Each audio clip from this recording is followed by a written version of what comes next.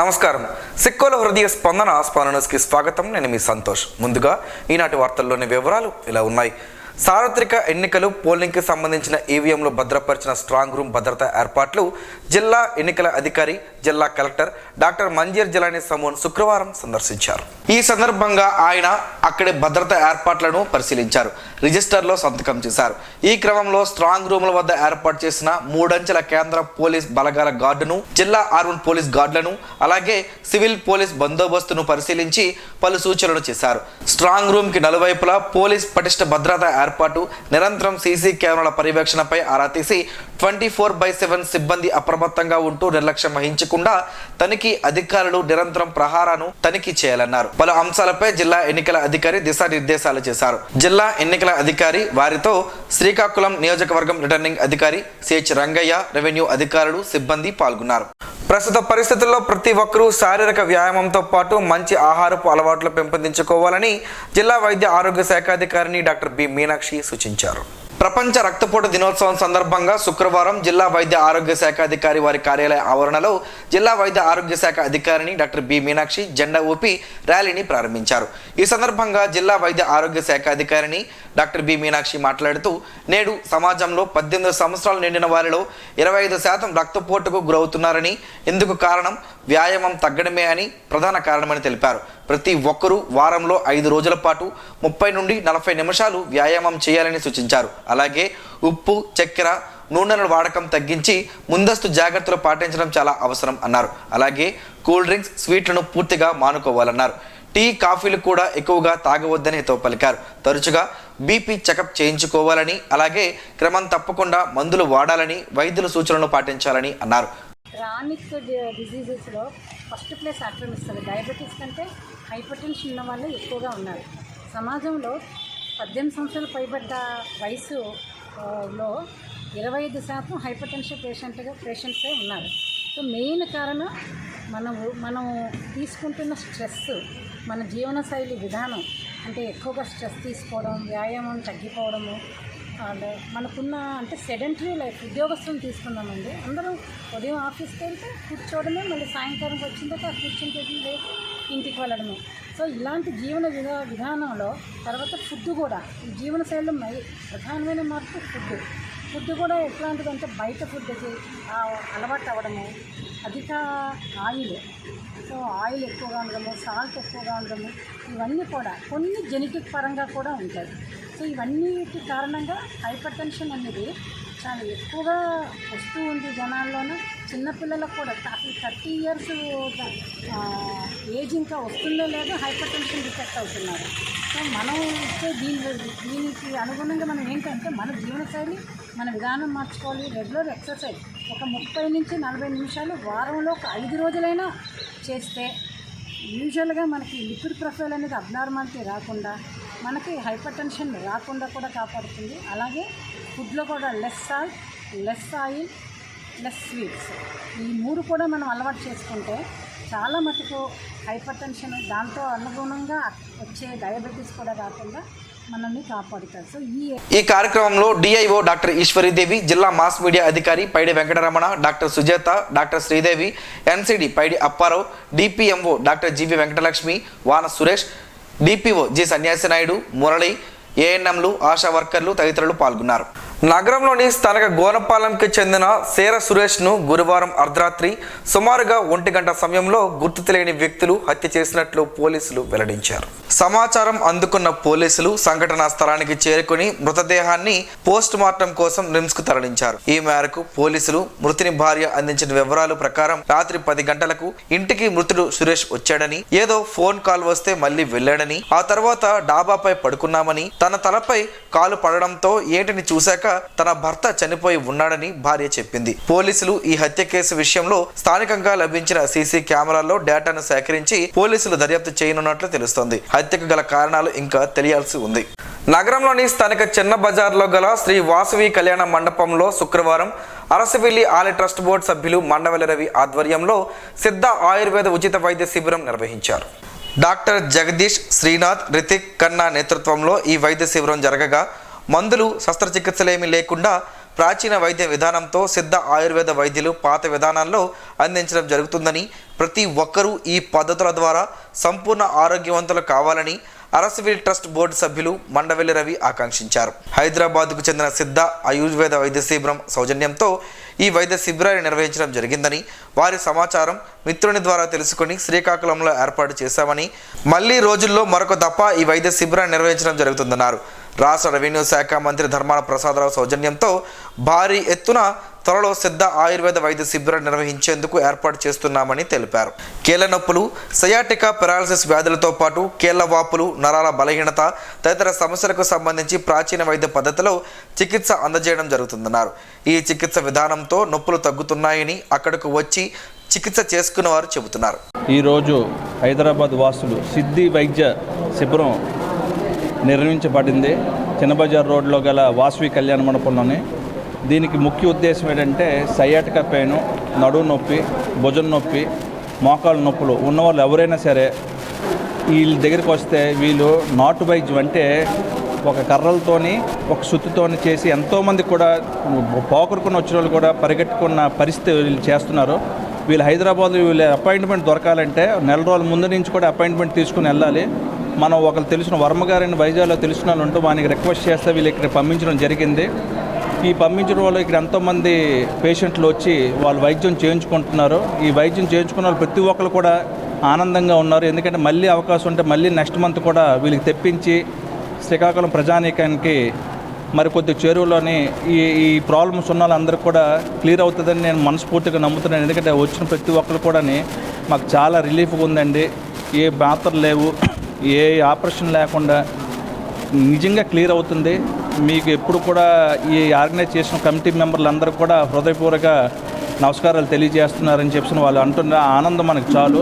సామాజిక సేవా కార్యక్రమాల్లో చురుగ్గా పనిచేస్తూ ఆపదలో ఉన్నవారికి అండగా నిలిచే ఘనత నగరానికి చెందిన ప్రముఖ వ్యాపారవేత్త బరాటం శ్రీనివాసరావుకు దక్కుతుందని స్టార్ వాకర్స్ క్లబ్ ప్రతినిధులు గేదెల ఇందిరాప్రసాద్, ఎస్ జోగినాయుడు, బివి రవిశంకర్లు కొనియాడారు. శుక్రవారం శ్రీకాకుళం ఆర్ట్స్ కళాశాల ఆవరణలో బరాటం శ్రీనివాసరావు పుట్టినరోజు సందర్భంగా మజ్జిగ పంపిణీ కార్యక్రమాన్ని చేపట్టారు.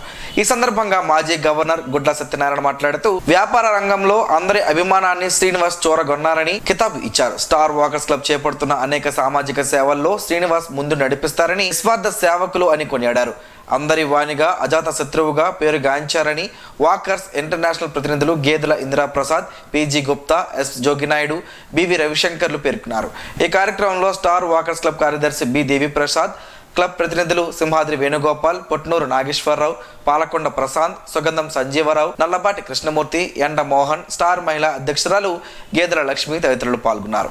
సిక్కోలు స్వచ్ఛంద సేవా సమితి సభ్యురాలుగా, స్టాఫ్ నర్సుగా గిరజాల మహాలక్ష్మి విధులు నిర్వర్తిస్తూ నిరంతరం సేవలు కొనసాగించిన గొప్ప విషయమని red cross chairman P Jaganmohan Rao కొనియాడారు.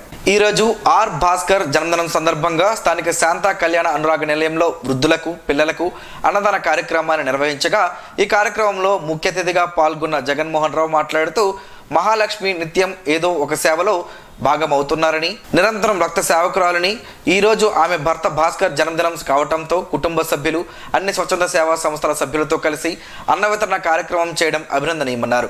కార్యక్రమంలో అనురాగ నిలయం ప్రతినిధి నంది ఉమాశంకర్, సిక్కోల స్వచ్ఛంద సేవా సమితి సభ్యులు Avinash, Podugu Charan, Jil Sai, mothers love Supraja Raut, treasurer helping hands Behra Pradeep Kumar తదితరులు పాల్గొన్నారు. రానున్న 5 రోజుల పాటు భారీ వర్షాలు కురుస్తాయని వాతావరణ శాఖ తెలుగు రాష్ట్రాలకు అలర్ట్ జారీ చేసింది. ఉపరితల ద్రోణి ఏర్పడడం వలన ఏపీ, తెలంగాణలోని పలు జిల్లాల్లో కొండపోత వర్షం కురిసే అవకాశం ఉందని తెలిపింది. ఉరుములు, మెరుపులతో కూడిన వర్షం కురుస్తుందని, ఆ సమయంలో ప్రజలు అప్రమత్తంగా ఉండి తగిన జాగ్రత్తలు తీసుకోవాలని వాతావరణ శాఖ అధికారులు సూచించారు. గురువారం సాయంత్రం ఏపీ, తెలంగాణలో భారీ వర్షాలు కురిశాయి. పొలాల్లో పనిచేసే రైతులు, వ్యవసాయ కూలీలు, పశువులు, గొర్రెల కాపరులు జాగ్రత్తగా ఉండాలని, చెట్ల కింద బహిరంగ ప్రదేశాల్లో ఉండకూడదని సూచించారు. ఆంధ్రప్రదేశ్లో తీర ప్రాంత జిల్లాలతో పాటు ప్రకాశం, నెల్లూరు, కర్నూలు, నంద్యాల, కడప, అన్నమయ్య, చిత్తూరు, తిరుపతి, అనంతపురం, సత్యసాయి జిల్లాలో నేటి నుంచి 5 రోజుల పాటు భారీ వర్షం కురిసే అవకాశం ఉంది. పలు ప్రాంతాల్లో ఉరుములు, మెరుపులతో కూడిన భారీ వర్షం పడే అవకాశం ఉంది. కొన్ని జిల్లాల్లో తేలికపాటి నుంచి ఒక మోస్తారు వర్షాలు కురుస్తాయని వాతావరణ శాఖ తెలిపింది. శ్రీకాకుళం పట్టణంలో శ్రీ సంతోషిమాత అమ్మవారి దేవస్థానంలో వైశాఖ మాసం శుక్రవారం తెల్లవారుజామున అఖిలాండ కోటి బ్రహ్మాండ జనని సంతోషిమాత అమ్మవారికి ఆలయ ప్రధాన అర్చకులు ప్రత్యేక పూజలు నిర్వహించారు. సుప్రభాత సేవ, మహాన్యాస పూర్వక నమక చమక పంచ సూక్తములతో అమ్మవారికి క్షీరాభిషేకం నిర్వహించారు. శ్రీ సూక్తం విధానముగా షోడశోపచార సహిత సహస్ర నామార్చన, కుంకుమ పూజ, అష్టోత్తర శతనామార్చన, కుంకుమ పూజ, అమ్మవారి జపం, అమ్మవారి పారాయణం, త్రికాల అర్చనలు, లలితా సహస్రనామ పారాయణం, దుర్గా సూక్త పారాయణం, కుంకుమ పూజ, ప్రత్యేక పూజలు ఆలయ ప్రధాన అర్చకులు మోదుకూరి కిరణ్ శర్మ ఆధ్వర్యంలో వైభవంగా జరిగాయి. అమ్మవారిని దర్శించుకున్న భక్తులకు అర్చకులు తీర్థ ప్రసాదాలను అందజేసి వేద ఆశీర్వచనాలను అందజేశారు. అమ్మ నామస్మరణతో ఆలయ ప్రాంగణం అంతా మారుమ్రోగింది. 2024 సార్వత్రిక ఎన్నికల్లో భాగంగా జిల్లాలో ఓటింగ్ శాతం పెంచేందుకు గాను ఎన్నికలు సజావుగా నిర్వహించినందుకు గాను జిల్లా కలెక్టర్కు లయన్స్ క్లబ్ శ్రీకాకుళం సెంట్రల్ ప్రతినిధులు అభినందనలు తెలిపారు. ఈ మేరకు శుక్రవారం కలెక్టర్ ఛాంబర్లో ఆయనను కలిసి పుష్పగుచ్చం అందజేసి అభినందనలు తెలియజేశారు. ఎన్నికల విధులను జిల్లా యంత్రాంగం బాగా చేసిందని, ఓటింగ్ శాతం పెరగడం కూడా ఆనందంగా ఉందని, స్వీప్ కార్యక్రమంలో భాగంగా ఓటుపై అవగాహన కల్పిస్తూ ఎన్నో కార్యక్రమాలు చేయడం కూడా ఓటింగ్ పెరగడానికి కారణమని వారు అన్నారు. కలెక్టర్ను కలిసిన వారిలో Lions club Srikakulam central mentor Natukula Mohan, అధ్యక్షులు పొన్నాడ రవికుమార్, డాక్టర్ బాడాన దేవభూషణ్ రావు, కంఠం వేణు తదితరులున్నారు. ఈ నెల 13న జరిగిన సార్వత్రిక ఎన్నికలు తరువాత జరిగిన సంఘటనలు, తీసుకోవాల్సిన భద్రతా చర్యలపై విశాఖపట్నం రేంజ్ పరిధిలోని పోలీస్ అధికారులతో Visakha range DIG Vishal Gunni Zoom meeting నిర్వహించారు.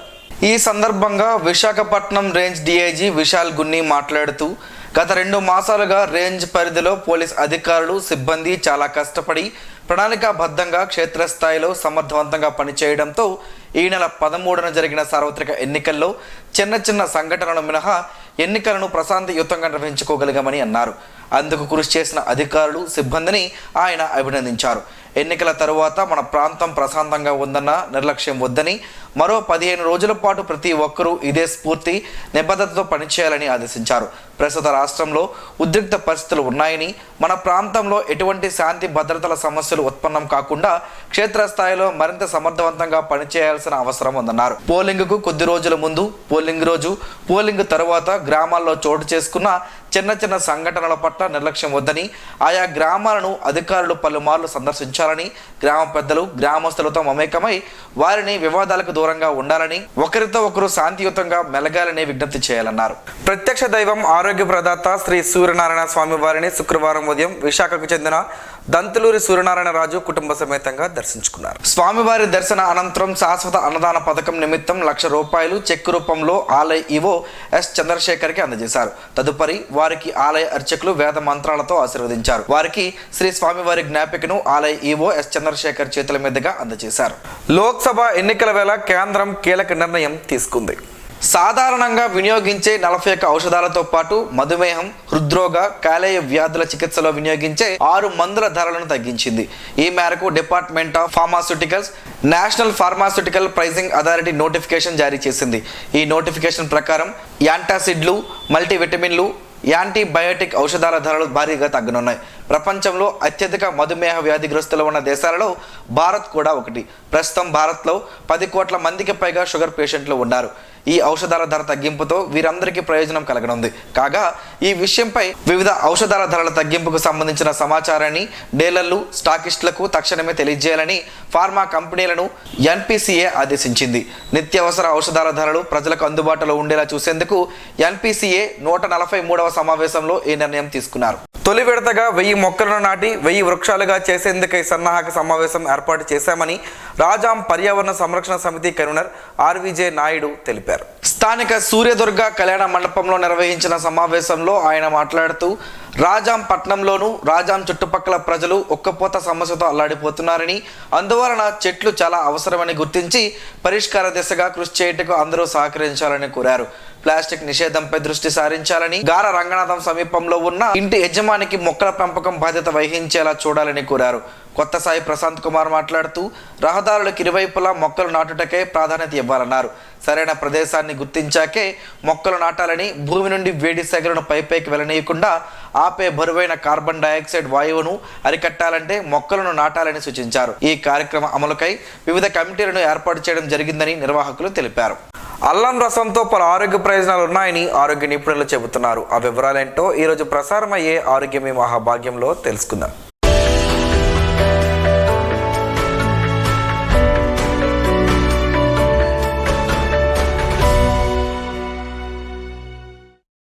అల్లం రసం తీసుకోవడం వల్ల అనేక ఆరోగ్య ప్రయోజనాలు సొంతం చేసుకోవచ్చని నిపుణులు అంటున్నారు. అల్లంలో యాంటీ ఆక్సిడెంట్లు పుష్కలంగా ఉంటాయి. దీనిలో జంజారల్ యాంటీ ఇన్ఫ్లమేటరీ గుణాలు ఉంటాయి. ఇవి రోగ నిరోధక శక్తిని మెరుగుపరుస్తాయి. అల్లంలో రోగ నిరోధక పనితీరును మెరుగుపరిచే యాంటీ బ్యాక్టీరియల్ గుణాలు ఉంటాయి. ఇది జలుబు, ఫ్లూ, ఇన్ఫెక్షన్ నుంచి రక్షిస్తాయి. అల్లం జీర్ణ ఎంజైమ్ల ఉత్పత్తిని ప్రేరేపిస్తుంది. మెరుగైన జీర్ణక్రియ, పోషకాలను గ్రహించడంలో సహాయపడుతుంది. ఇది ఉబ్బరం, అజీర్ణం, వికారం వంటి సమస్యలను దూరం చేస్తుంది. అల్లంలో anti inflammatory, anti bacterial, anti viral గుణాలు పుష్కలంగా ఉన్నాయి. ఇది శరీరంలో మంట, జలుబు, దగ్గు, వైరల్ సమస్యల నుంచి ఇది ఉపశమనం కలిగిస్తుంది. దీనిలోని ఔషధ గుణాలు శ్వాస నాళాన్ని క్లియర్ చేస్తాయి. ఇది గొంతు నొప్పిని తగ్గించడానికి, దగ్గు నుంచి ఉపశమనం ఇవ్వడానికి సహాయపడతాయి. శ్వాసకోశ ఆరోగ్యాన్ని ప్రోత్సహిస్తాయి.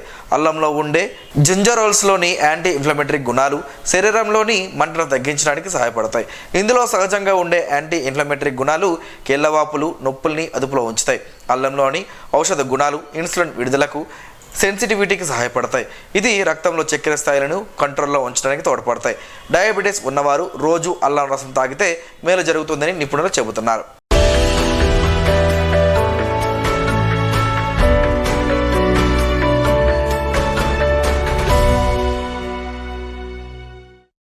ఈరోజు వార్తల్లో ఒక మంచి మాటను విందాం, ఆచరిద్దాం. సమాజ శ్రేయస్సును కాంక్షించే మహనీయుల మాటల్లోంచి ఈరోజు. జీవనం గమనం గమ్యం.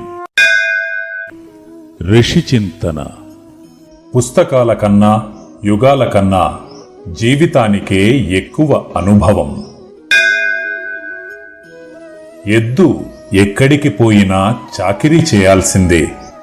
తపస్వి ఎక్కడ ఉన్నా త్యాగం చేయాల్సిందే. ఓం శ్రీ గాయత్ర్యై నమః. స్పందన ప్రేక్షకుల కోసం స్పందన న్యూస్ని ఇప్పుడు యూట్యూబ్లో అందుబాటులో ఉంచడమైంది. SDV స్పేస్ స్పందన అని టైప్ చేసి వీక్షకులు తమ అనుకూలమైన సమయంలో న్యూస్ని వీక్షించగలరు. ఈ వార్తలు ఇంతటితో సమాప్తం. మరలా ప్రసారం అయ్యే స్పందన న్యూస్లో కలుసుకుందాం. అంతవరకు సెలవు. నమస్కారం. మీ బాటే మా బాట.